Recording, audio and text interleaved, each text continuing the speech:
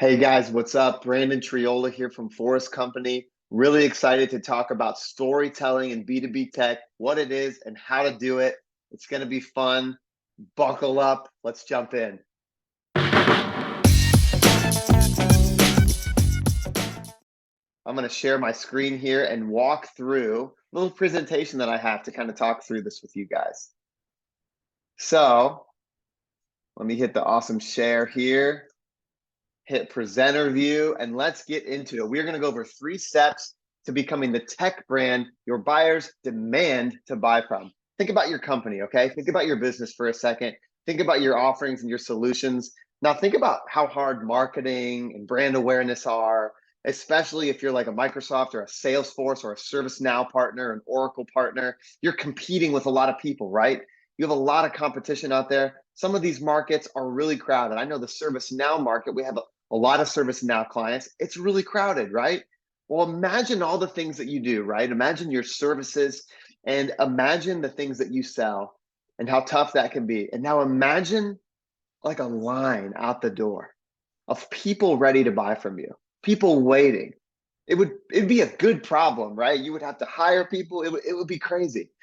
That's almost kind of weird to think about, but I actually believe, and we believe at Forest, that this is possible, that you can become a tech brand where people are demanding to buy your offerings, your products, and your solutions from. And I believe it's not the only, but one of the keys to getting there is telling powerful stories. And that's what we're going to talk about. You know, the great Steve Jobs said this: the most powerful person in the world is the storyteller. The storyteller sets the vision, values, and agenda of an entire generation that is to come. I think Steve knew what he was talking about. I think Steve was on to something. He was on to a couple things probably. So today, here's what we're going to unpack. We're going to talk about why should storytelling matter? Why is it important? We're going to talk about data to back it up. For all you left brain people, show me the data. Good ideas are great, but can you prove it? Well, not only can I prove it, but I challenge you, once this is over, to Google the power of storytelling and brand and marketing and look at how many articles and data and pieces come up that just talk about and show survey after survey the way that the world is changing right now as it relates to selling things. There's tons of data. We're going to talk about some of it today. Then we're going to do 3 things. We're going to learn how to tell a great story. That's the first step. Then you're going to understand and know your role in the story, which I believe is the most important part for B2B tech consultants. Then we're going to learn how to craft stories with impact.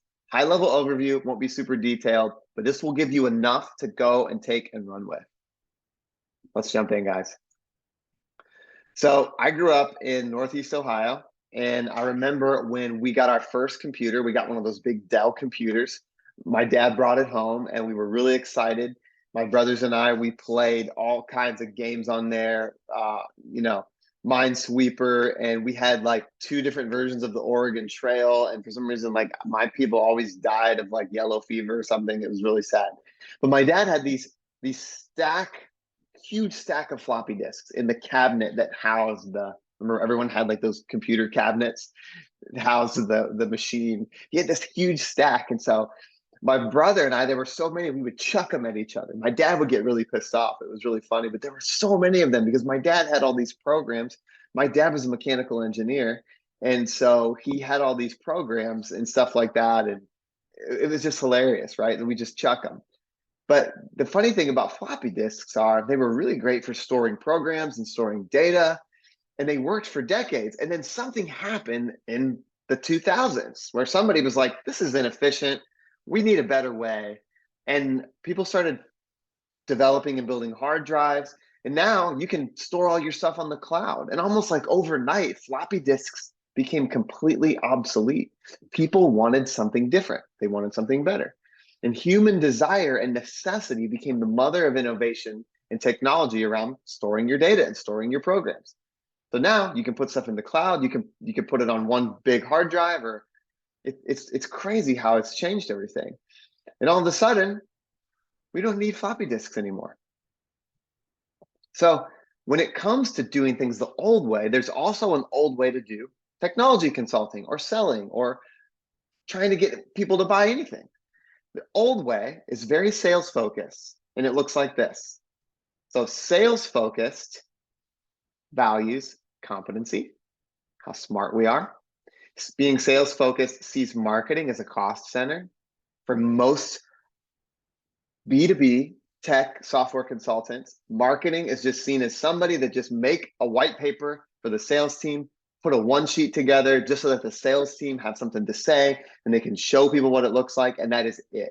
Marketing is just it's a cost center. Say when you're sales focused, you see content as just sharing information about your product. This is a big one. You see people as a means to a revenue. Every networking event, everything that you go to, every interaction that you have on LinkedIn. Are you a lead? Are you a lead? Book a demo, book a call. Everybody is a potential lead. And then really when you're sales focused, you see yourself as the hero, regardless of what your role is in the business, whether you're like a lower marketing director person all the way up to the C-level, you see you and your brand as the hero in the story. And we're going to talk about why that matters. Then the biggest thing is now focused. We gotta grow now. We gotta grow tomorrow. Anything that doesn't contribute to growth immediately is almost seen as invaluable. And this is the way that when you're sales focused, things are perceived. But there's a new way. So there's a sales focused way. There's also this other way. It's called human focused. And when you're human focused, you do things a little differently. First of all, you value empathy and competency.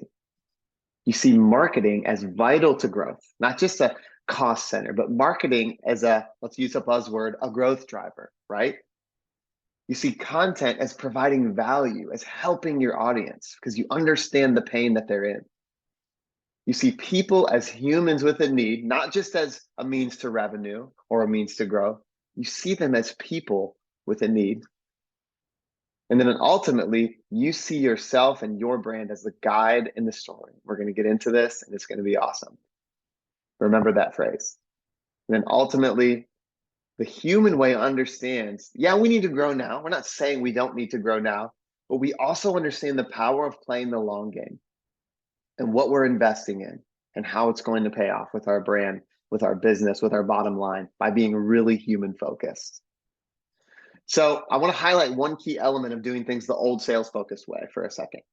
And when you do things the old sales focused way, when you really end up seeing people as a means to revenue. And what happens when we do this? This can be really, really dangerous. A couple things happen. Well, kind of like what I said, this is the kind of the cadence of thinking of things that way. The people that buy from us are bombarded. They are bombarded. Look what we made. Check out our firm. We won an award. Schedule a call. Hop on a call. Buy our solution. Book a demo.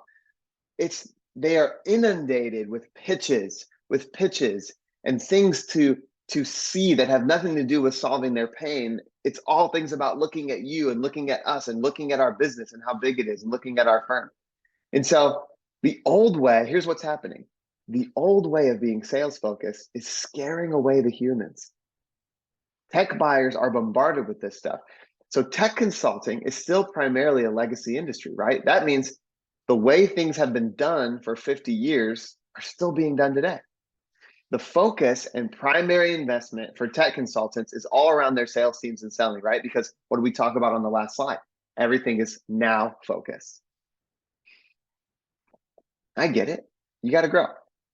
But what we have to start, what we've started to learn at Forrest is over the past 10 to 20 years, humans really don't want to be sold to anymore.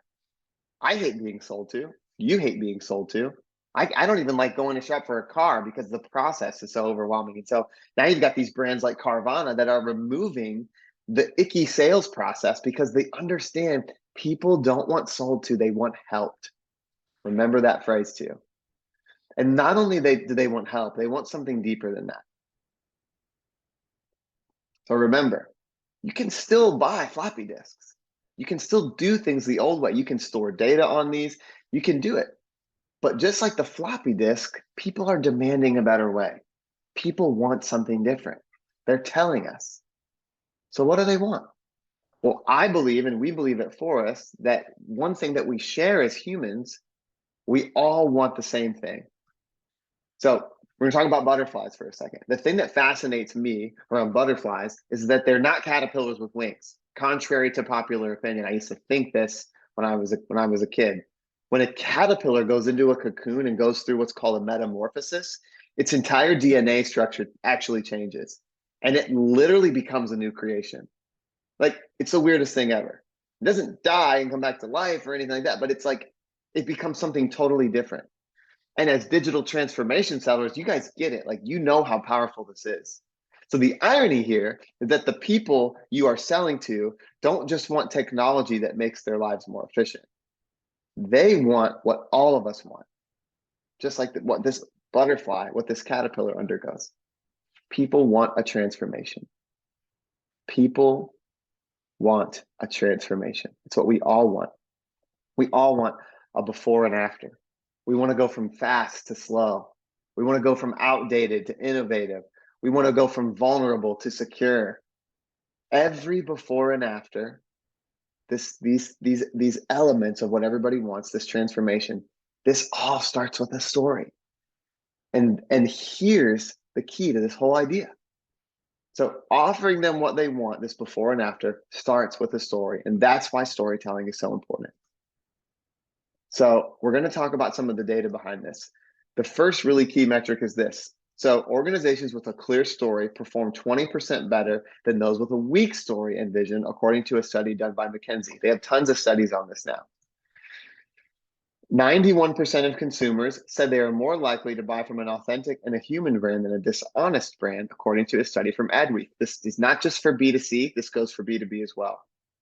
And then customers retain 70% of information shared via a story versus only 5 to 10% of information conveyed through statistics, according to the London School of Business. So think about this for a second. You are a technology consultant. You are probably a very left-brained person. You are probably all about the technical function and features of your thing and your problem and what it does and how it works. If you learn to harness the power of storytelling, your audience will retain the things that you're trying to get them to learn better than your competitors. Storytelling is literally a competitive edge in so many ways, but when you just think about it in light of sharing information, it's like, holy crap, all the stuff, all the technical jargon and information you want them to memorize, if you can figure out how to tell it through a story, they will retain it. Pretty awesome. This is one of my favorite little statistics. So the top 10 companies, there's this thing called the Global Empathy Index, increased in value more than twice as much as the bottom 10 and generated 50% more earnings. So this London-based consultancy they have this thing, there's the Global Empathy Index, and they actually figured out how to measure brands that are more empathetic sell more. Holy moly. So now we know that buyers of technology are literally, they're asking for this. They're asking for a human-focused brand to guide them to success with their technology. It's pretty fascinating when you think about it. So again, let's go back to this. Which way seems like the way that people actually want to be interacted with? The human-focused way. So learning to harness the power of storytelling is all about understanding what the humans who buy from you want and becoming the brand and business who gives it to them. This is the way. This is just like the cloud replaced floppy disks. Being human focused as a business, a brand, how you sell and how you market is the new cloud, is the new way to do this, because it's what the people, remember, businesses don't buy from you. Even if you're B2B, people, someone buys from you, a person. This is what the people are asking for. So stories are important because when told the right way, they produce this really magical result. It's almost like they produce this thing, and it's called empathy. And empathy is really, really important. So empathy is how you create trust.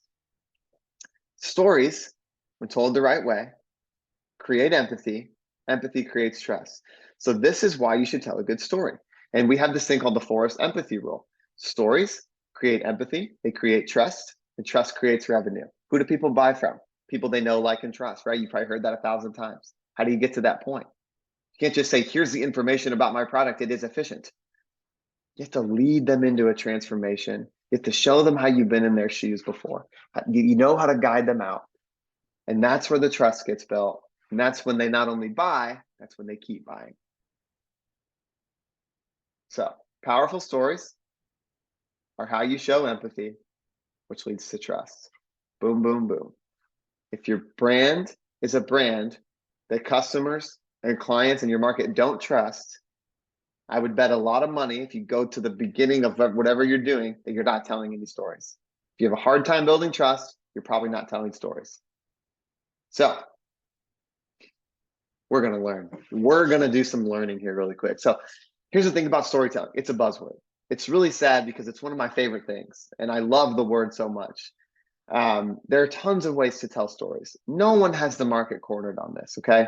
This has been the way that works best for us. It's worked so well that we're really the only brand and marketing team who teaches B2B tech brands how to actually use storytelling across all their offerings, services, solutions in a way that actually produces growth for their business. So we're really passionate about this at Forest. And so we're going to talk about the way that works for us and the way that we see working for our clients, but we don't have the market cornered and nobody else does. And I hope that at the end of this, storytelling won't be a buzzword. It will almost be like really clear what it can be and what it can do for you and your business. So we're going to talk about the ancient formula for storytelling. So you guys have probably heard about Donald Miller and his book, Building a Story Brand. If you haven't, I suggest you read it, or at least make your marketing and sales team or sales leaders read it. It's an amazing book. Great starting point for this. So Donald Miller took this framework from Aristotle and sort of made it his own methodology for how small businesses who sell to consumers can use storytelling in their marketing. And so what we use is a very similar framework to his, and it's one that people, what humanity, have been using for thousands of years. And it goes like this. It's very simple. You see 1, 2, 3, 4, 5, 6, 7 boxes here on the screen. First part is this. You got a hero, a main character. Every story has these 7 things, every good story. Second thing, they have an internal problem and a villain to overcome. What ends up happening? They meet a guide who empathizes with their pain. There's that word, empathy. Who then gives them a plan to take down the villain, that calls them to take an action that results in either a positive transformation or a negative consequence. However, the power comes in knowing your role in the story. We're going to talk about that more, but because I believe that it's where B2B tech sellers actually get it wrong. So your target audience is the character. They're the hero, the buyer, your buyer persona, if you will, who really wants to transform, but they're facing a villain, right? Something's holding them back. Depending on what platform or technology you sell, there's always one core thing holding your target customer back. There's a villain there. You got to discover what it is. And the reason why I have this bubble in green, because this is where you come in. They meet you, the empathetic but experienced guide who gives them a clear plan that calls them to take action, that paints the picture of how great their transformed life will be, or how awful things could become if they stay the same. This is it. Remember where your bubble is, okay? You are the green, empathetic, and experienced guide. We're going to talk about that and why it's so important. We're going to talk about knowing your role. I want to tell you guys a quick story in the spirit of storytelling. So in high school, I played basketball. And I was the worst ball handler on the team, meaning I could not dribble very well at all. In fact, if I ever decided to put the ball on the floor, coach would yell and literally pull me out of the game. But one thing I was really good at was shooting. I was so good at shooting, I would often get put in games when they were close at the end, or if there was a situation where we needed a basket, I would get put in to hit a shot, get us some points. They would run a play for me. And it was just this funny thing where I'd just get yelled at if I tried to dribble. And so what my coach was really great at was he was really great at getting us all to understand what our role was on the team. Everybody knew their role. Everybody knew what their strengths are. Everybody knew what their weaknesses are. It was awesome. Well, one night we were down 60-63 with 1.5 seconds left on the clock. We're down by 3. And one of our players had just gotten fouled. He was at the free throw line with a chance to cut the lead to 1 if he hits both shots. But with only a second and a half on the clock, you're not going to hit both. Then you're still down 1 and the other team gets the ball. There's not enough time to like foul them and get the ball back. So coach told him to go to the line, make the first free throw so that we only be down 2. and then try to hit the ball off the rim back to yourself. As soon as you catch it, the clock will start, and try to get a shot off and tie the game up and go into overtime. Try to tip it in. So dribbles, he's at the free throw line, shoots, hits the first one. Now the score is 61-63. We're down 2. We need 1 basket to tie the game. And right before the ref bounced the ball back to him, the coach looked at me and goes, Triola. He would do this. I mean, get in there. He goes, spot up. If it comes to you, shoot it. Let it fly, he would say. Let it fly. So I'm like, all right. And I really hadn't played the whole game at this point. And so 1.5 seconds on the clock. Ref sets everybody up. He bounces the ball to the guy on my team, dribbles, looks around. And remember, he's not shooting. He's bouncing the ball off the rim to try to catch it. So he launches the ball towards the basket with like all of his strength. But what he didn't realize was that these old hoops, these old gyms we were in, had really tight rims. So the ball hit so hard that it launched over everybody that was in the paint waiting for the rebound. It launched past him and took one bounce literally right into my hands as I stood behind the three-point line. And I saw the whole thing happen like in slow motion. And I watched as the defender like turned around, and I watched as it, like in slow motion, he came at me and tried to block the shot. And I raised up, released, and followed through just like I had done 1,000 times before. Swish. Nothing but net. The place went crazy. Game over. We ended up winning 64-63, and I was the hero of the game, where I had barely played until the final 1.5 seconds, which was really funny. And the point of that story is that I knew my role.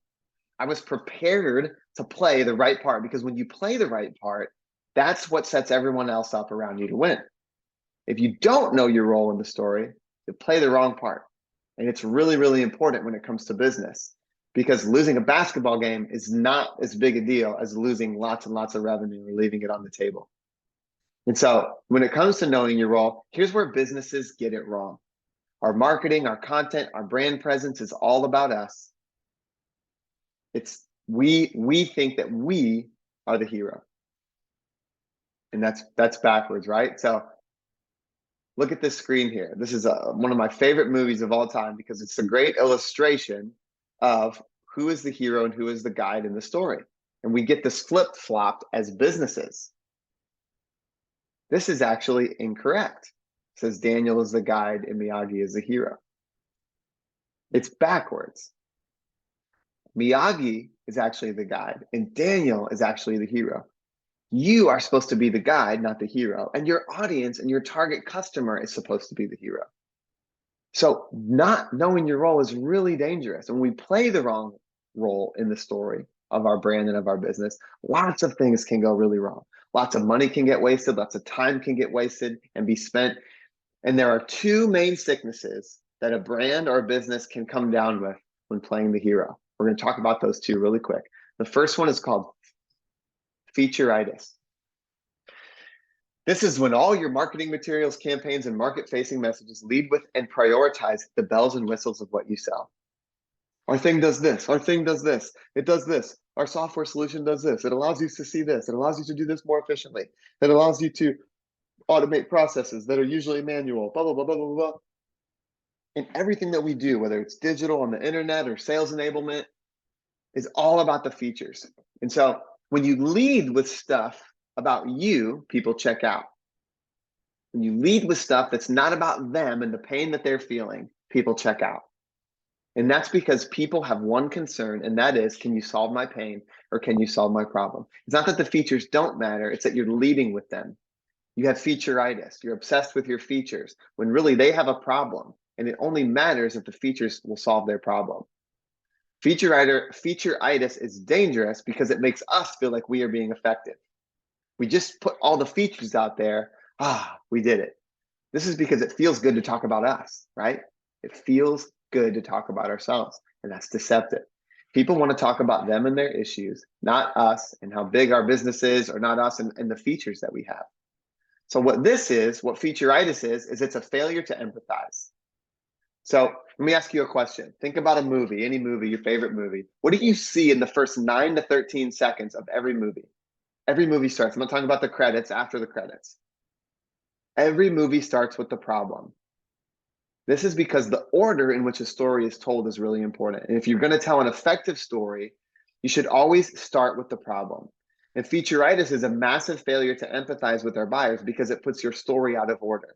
It starts with features, which are important, but what you should actually be starting with is the problem. Remember, a good story always starts with the problem. If you're writing content or creating content or releasing or launching an offering into the market, make sure that your messaging always starts with the problem that they're facing. Slide decks, pitch decks, whatever it is, start with the problem. Leading with features and benefits lacks empathy. That's why. And remember, storytelling creates empathy, which creates trust. That's what people buy from. So, looks like this. A good story always starts with the problem, unless you play the hero. This shows that you don't care about a buyer's problem. People will not trust a brand they don't empathize with, which means you must work harder to win their business. Nobody wants to do that. So I want to introduce you to, I wish I could say, meet my friend Susan Fisk. She's not my friend, and I wish she was. She is a social psychologist. She co-authored a book with a guy named Chris Malone, where they evaluated over 45 companies across 10 separate studies, and they learned that perceptions arise from spontaneous judgments on two key factors. Every interaction people have with a brand, they're asking this in this order immediately as they form a perception. Are you warm and approachable, and can you empathize with me? Are you competent enough to solve my problem? Warmth, then competence. Everybody say that out loud. Warmth, then competence. In any communication through any medium, the brands that lead with warmth over competence will win, and they proved this. This is a fascinating book. I can't recommend it enough. There's some really powerful stories in there. It's called The Human Brand, and they talk about this. And this book's been really influential for me just as a person too, because it's even helped me understand how I'm relating with people. Am I being warm? Am I being approachable? Or am I just focusing and making sure that I sound smart so that everybody thinks that I sound smart? So it's not being competent. It's not that being competent isn't important. It's just that empathy is vastly more important in the order by which humans want to be engaged, remember? And when we lead with features and benefits, we assume that people want to interact with our product and our competency first, but that's not true according to the research. They want a personal connection, not a lifeless demo or a list of features. And so her co-author, Chris Malone, he says this: when the Industrial Revolution started, we assumed that because we didn't have direct contact with the people on the other side, that what we were connecting to was the product or the brand itself. And what we've learned through the social psychology research is that our brains aren't actually working that way. The way it's working is that we're filling in the gaps of what we think we can infer about the people on the other end based on what we see, hear, experience with the product or service. That means how they interact with everything that you put out there about your brand. They're building a human perception of what you and of what your brand is like as a person. They're judging in real time. Are you warm and trustable and approachable or not? Based on how you interact with them. That's why storytelling is so important. So this is important also for you, because one thing that we've learned is that old school tech sellers and old school consultants, they see it this way. See, competence is on top and empathy is at the bottom. Competency and how smart we are is the most important thing to lead with. So everything from our marketing to our brand messaging to how we talk about ourselves is all about biggest X partner, most awarded partner, blah, biggest this, smartest, best features. Look at our features. But humans, it's how we see it as the consultants, right? But humans actually see it this way. They see empathy as more important. They want to know, are you trustable and approachable? And then they want to know if you're competent. 2mm change. So features only display how competent you or your offering is. They don't show empathy, which is the primary thing humans want to establish first. When people buy, they buy with their hearts. They buy from trust. Yes, knowledge and competence are important, but trust is not created with the brain primarily. This is what the research and the data tell us. The second problem, so we just talked about featureitis, right? When you lead with features, benefits, competency, talking about how smart you are and the features of the thing, the features of your technology or your solution. The next one, there's another problem though. It's just as bad. It's just as terrible of an illness. If you don't overcome this and get the antidote for this illness, it can wreak havoc on everything from your brand, your customer loyalty, your revenue, even. It'll impact your bottom line. And it's called hero syndrome. It's when you think that your brand, team, or product is the most important person in the story. Remember how we talked about the role reversal thing, right? So similar to what we just talked about with featureitis, when we act like the most important person in the room and make buying technology or offerings all about us and how great we are, we lose the attention of everyone we're trying to sell to. They completely tune out. That's because our customer or our buyer should always be the hero, not us. And one way to tell who the hero is in your story is go to your website, go to your content, go to your marketing material. Who's the spotlight on? Who are you trying to make look really good? Are you trying to make you look really good? Or are you trying to make your hero? Or are you trying to make your character look really good by empowering them to overcome what's holding them back? Who's the spotlight on? Sometimes this can be really scary because when you look at your market-facing materials, you're like, oh man, we really have hero syndrome. But it's helpful to understand that and uncover it. Hero syndrome puts your brand on the throne instead of the customer who has pains that they need help to overcome. Let's look at an example of what this looks like in real life from a non-tech company. So not taking any shots at anybody's law firm here. That's probably the last thing you want to do on a video. But this is a really good example of a law firm that their marketing is very hero-centric, meaning they are the hero. The irony here is they're saying that size matters. And I can see they're doing like a little haha, like I get it, right? Size matters. But the irony is that it doesn't. That's the whole point that I'm trying to make, is that people don't care about how big your business is, how many awards you've won, or how awesome you are, because they have one thing that they're concerned about. And that's why this is wrong. They want to know, can you overcome my problem? Can you solve my pain? I'm hurting. So a guy walks into a bar. You're standing with your friends, drinking your overpriced mojito. It's pretty much watered down. And you find yourself talking to this guy. That soon turns into you listening, no more talking. In fact, this guy now starts doing all the talking for everyone. Now, 10 minutes have gone by and you haven't even gotten a word in. He won't shut up. Him. That's all you hear about. And we've all been around this guy or this girl at a party, right? Where they're just them, it's them, it's them. You avoid these people. And how you're feeling, thinking about this interaction right now is how your audience or even potential customers feel when your marketing materials or sales decks just talk about how great you or your product are. They're over it because you've shown absolutely no empathy for them. You haven't listened. You talked about yourself and how awesome you are, and you failed to remember the one thing that people care about. Can you solve my problem? They don't care how many awards you've won, how big you are, how many businesses you've acquired, how many employees you have. They are a person who is hurting and they want to know if you can help them or not. Let's look at another example. Let's compare and contrast. Much different law firm ad, huh? I like to use law firm ads because they are on billboards everywhere. And I'm always like looking at them as I drive by to see like who's got hero syndrome or who doesn't. This is really different, right? This guy understands it. He gets it. He knows his role in the story. He knows that you have the pain, have the problem, and that he knows how to get you there. And also, I love that it says injured, I've been there. This is empathy. This is the literal definition of empathy. Oh, you've been hurt? I have too. Man, I know how that feels. Like, it doesn't even say, I will help you overcome your pain. It just says injured, I've been there. This is the absolute best law firm billboard ad that I've seen. And there's a picture of a guy, he's smiling. He's not mean mugging like this. He looks warm. So there's warmth, there's empathy, it's approachable. And then it's just a link to his website.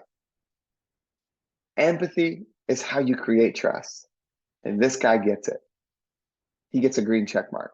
This is the way to do it. Now, most tech firms, technology consultancies, they're riddled with these two diseases, featureitis. They are riddled with hero syndrome, and it can be a lot. It can be really painful. But the thing you have to remember is like, okay, don't beat yourself up. You don't know what you don't know, right? This isn't to make anyone feel bad. And the good news is there's an antidote. There's like a vaccine. Probably a buzzword. Probably shouldn't say that, but there's a vaccine. There's a recipe to get rid of this, to get rid of each of these two things. And it's really simple. And I'm going to tell you what it is. It's not going to cost you any money. You don't have to hire me. You don't have to hire anybody else. It's so easy. As soon as I click this button, you're going to see what it is. Just know your role.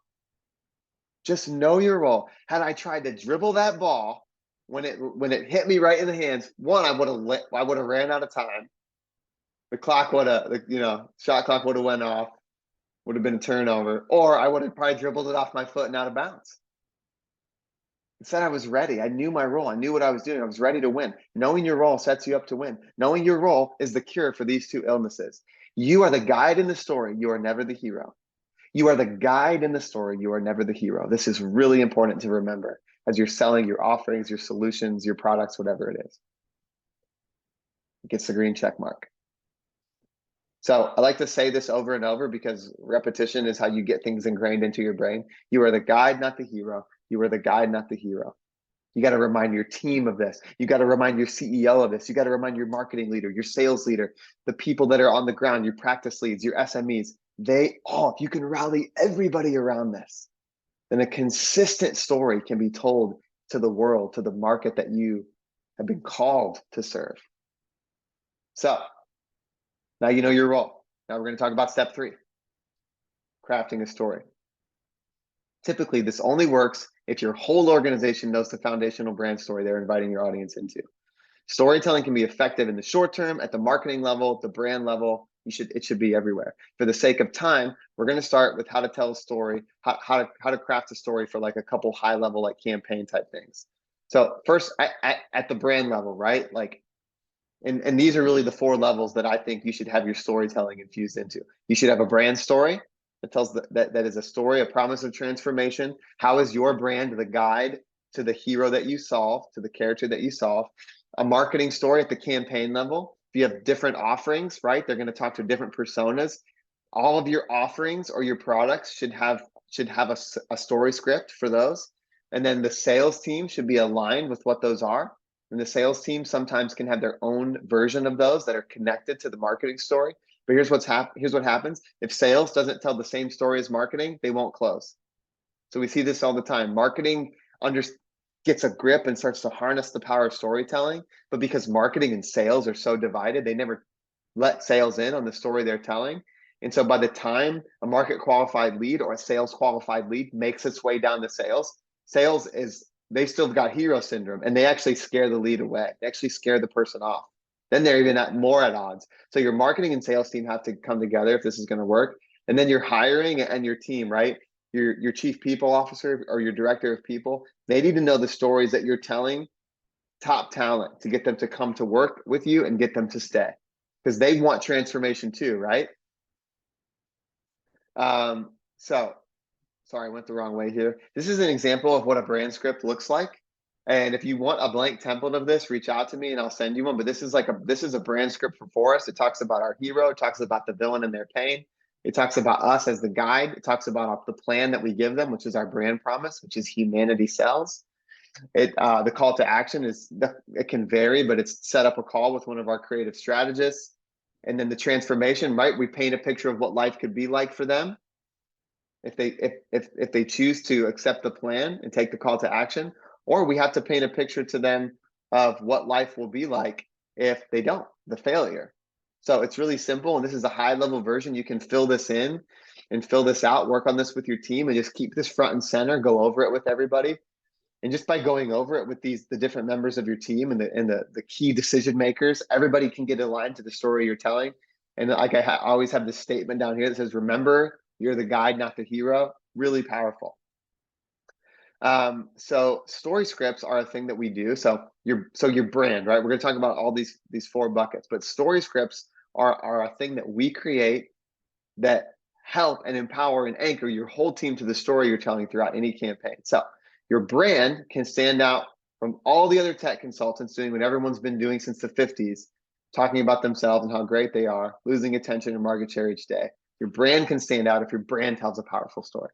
Your marketing campaigns, your content, your blogs, the message that you offer your buyers will be filled with empathy and guidance and a powerful promise of transformation for them and their business. So now your marketing can have a powerful story. Then sales, your sales team will have a clear idea of what they're promising to the people your marketing team has brought them. They'll be united. They'll be able to continue that empathetic experience that's been had with your content all the way through the funnel or whatever the demand generation tactic is. And they'll have a really wow experience in buying from you. And then talent, top talent, in hiring, they're going to see your brand, not just another stop as they climb the career ladder, but as a place where they can grow. This is really important. Top talent has more options than ever in history. They can go work anywhere. Why should they come work for you? Well, if you offer them transformation, if you offer them the before and after, you position yourself as that cocoon for them to become a butterfly. They'll come work for you. And that's how powerful storytelling can be. So, a couple little fill-ins here. Fill-in statements to get you started. Fill these out. Our brand is the guide who helps, fill in the blank, overcome and defeat, fill in the blank, so they can experience, fill in the blank with a positive emotion. Marketing, at the marketing level, our offering, webinar, whatever it is, our product is the plan for target persona to overcome and defeat, fill in the blank with what the villain is that's holding them back, the emotion, so that they can experience that new outcome. Fill in the blank what that new outcome is. And then sales. Our sales team is the guide that's here to call target persona to action so they can overcome and defeat villain, core problem, so that they can experience, fill in the blank with positive, emotional, transformative state.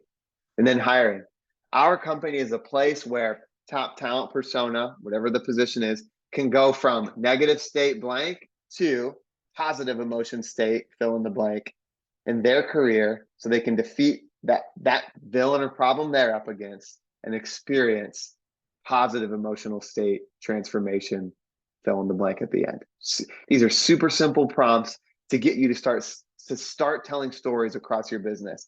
Now, the cool thing about the marketing one is you might have tons of webinars and campaigns and tons of offerings. You can start doing this for all of them, and it's really powerful, the effect that it has. Really fun. So, marketing campaign for a webinar. We're going to do an example one here. So, it all starts with the script. Starting with the story ensures that your buyers have a really consistent experience through the entire funnel. And not just a consistent one, but an emotional one, right? An empathetic one. It's all about trust. So this is where the trust gets built. And creating a story script, it requires work. It means you need to meet with your SMEs. You need to mine for answers to questions that will help everybody find out who's the hero, who is the villain. How do you show empathy as the guide in the story? How do you have experience as the guide in the story to actually guide them? Because you can't just say, hey, we've been in your shoes.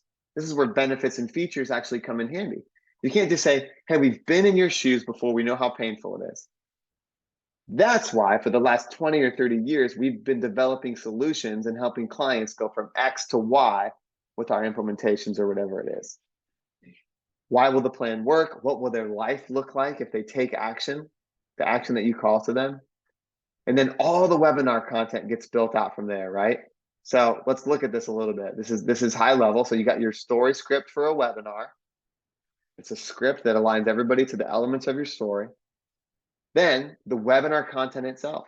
The story script, now you go build the webinar and you make sure that the webinar follows a storyline.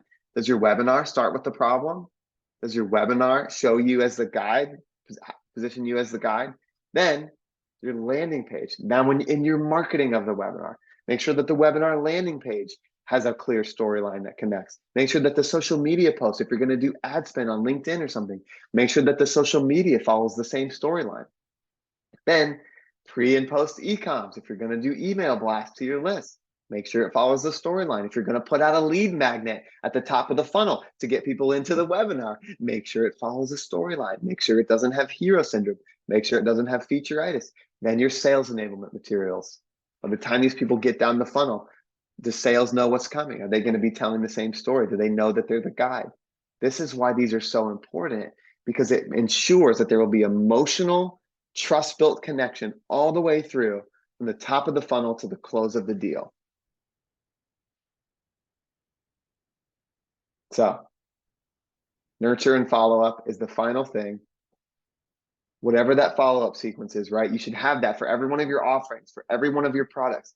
You should have a nurture and a follow-up. They should be right back in. You should be constantly adding value, sending them insights that can help them. Because remember, you're the guide. You're not trying to just get them to buy from you. You're trying to help them because you're doing it the new and the human-focused way. So we just went through a lot. I know it's like drinking from a fire hose. Now, you guys have what it takes to go from this sales focused to this human focused. It's not hard. It's just going to take a change of thinking, a change of heart. It's going to take a little bit of a commitment. Or if I'm telling a good story, I have to paint a picture for you of what life will be like if you don't change. You don't have to do any of this. You can still like beat people over the head with sales pitches. You could still focus on just looking awesome and making sure people know how big your company is. You can focus on just making sure that all you talk about is the features and benefits of your product. You don't have to tell a story.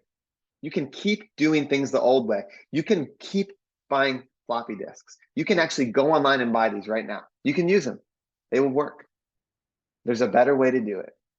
And I've just outlined it. I've given you the blueprint. So now you know all of this stuff. You know why it matters to tell a story. You've seen the data to back it all up, right? Susan Fisk's book, you're going to go get that book. You're going to read it. Gartner, McKinsey, there's all kinds of data, right? We talked about it. You learned how to tell a great story. You learned the basic, ancient, winning framework for telling a story. Now you know your role in the story. You're the, say it, you're the guide, you're not the hero. And now you know how to craft stories with impact. You know what to do. You know where to start. And if you're not clear at all, this is our team. They're all storytellers. We're all trained in this. Everyone from our project managers all the way down to our developers, our designers, our writers, our strategists, our CEO himself. We all know how to tell stories. We infuse it into everything that we do because we know that that is the new way. And that is how digital transformation leaders like you are going to amplify your message and elevate your brand. And we know it's what you're capable of. If you have any questions, shoot us an email right here. The Forest promises this: a real human will reply to you. You will not get an automated response. We will answer your question. We will show you any other examples of this. We want to help you learn how to do this. My personal email is brandon@forest-co.com. If you want to email me personally, I will personally reply to you. We're really passionate about this, and we're really passionate about helping you because we know that you, as a digital transformation leader, are quite literally helping the businesses of the world have their own metamorphosis, have their own cocoon experience where they become something totally different than what they have been in the past. And we think that that's beautiful, and we want to get behind it.